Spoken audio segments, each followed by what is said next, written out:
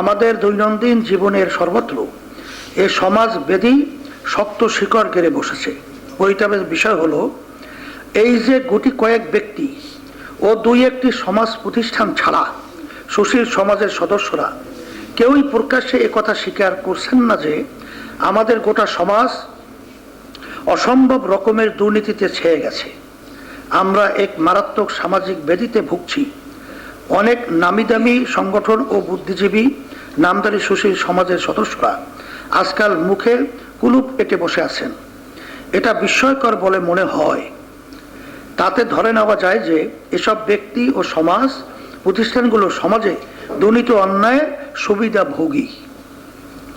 সম্মানিত উপস্থিতি, আমরা বাংলাদেশের সকল রাজনৈতিক দল ও জনগণকে আহ্বান জানাবো, আসুন আমরা জাতীয় ঐক্য গড়ে তুলে সকল দুর্নীতিবাজ, টাকা পাচারকারী, ব্যাংক লুণ্ঠনকারী ও অসাধু ব্যবসায়ী সিন্ডিকেটকে প্রতিহত করে দ্রব্য মূল্যের ঊর্ধ্বগতি রোধ করি।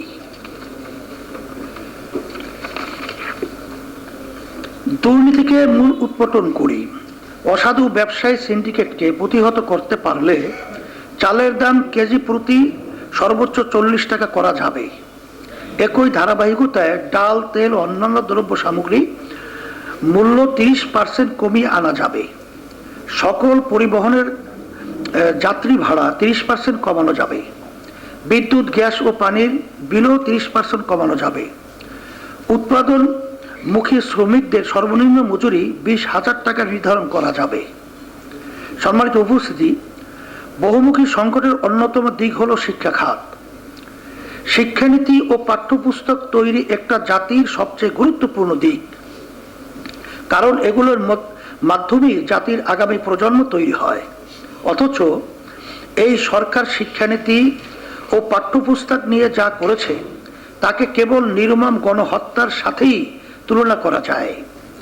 শিক্ষাক্রম নিয়ে নানা পরীক্ষা নিরীক্ষা, পুতুল খেলা অনিশ্চয়তাকেও হার মানিয়েছে। পুতুল খেলাতেও এত সিদ্ধান্তহীনতা থাকে না।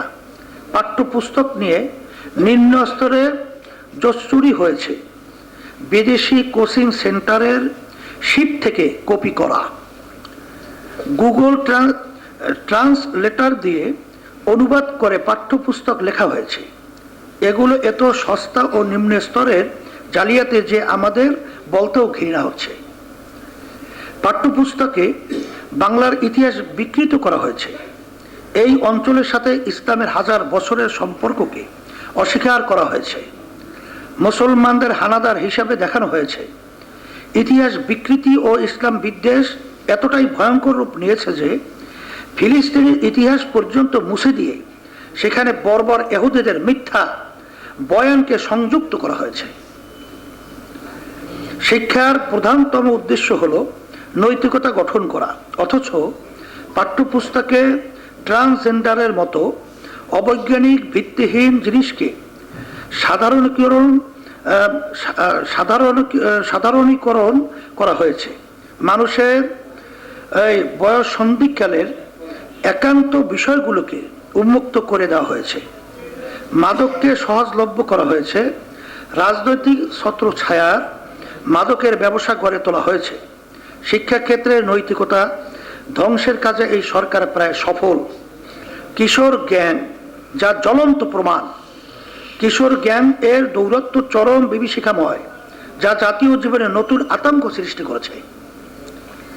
সার্বিক পরিস্থিতি বিবেচনায় স্পষ্ট মনে হয় যে এই সরকার বাংলাদেশের তরুণ প্রজন্মকে মেধাহীন ও অযোগ্য করে রাখতে চায়, যাতে বিদেশিরা এসে এদেশের উল্লেখযোগ্য সেক্টরে সকল চাকুরি বাকুরি করতে পারে। এমনিতেই বর্তমানে ভারতের দ্বিতীয় সর্বোচ্চ রেমিটেন্স বাংলাদেশ থেকেই যায়। আমাদের লাখো তরুণ বেকার, আর ভারতের লাখো মানুষ বাংলাদেশে এসে কাজ করে। শিক্ষা দিয়ে সরকারের ফাজলামিকে ভারতের এই স্বার্থ রক্ষার কারণ ছাড়া অন্য কোনোভাবে ব্যাখ্যা করা যায় না। সম্মানিত উপস্থিতি, সংস্কৃতি হলো জাতির দর্পণ, জাতির গৌরব ও ঐতিহ্যের ধারক। আমাদের এখানকার মানুষ হাজার বছর ধরে মুসলমান, ফলে এখানকার সংস্কৃতিকে ইসলামের ছাপ থাকাই স্বাভাবিক।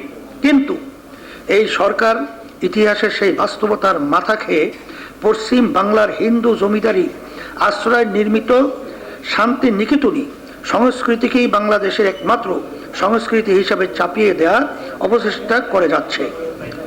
আমরা এর পিছনে অখণ্ড ভারতের দিবা স্বপ্নের ভূমিকা দেখি।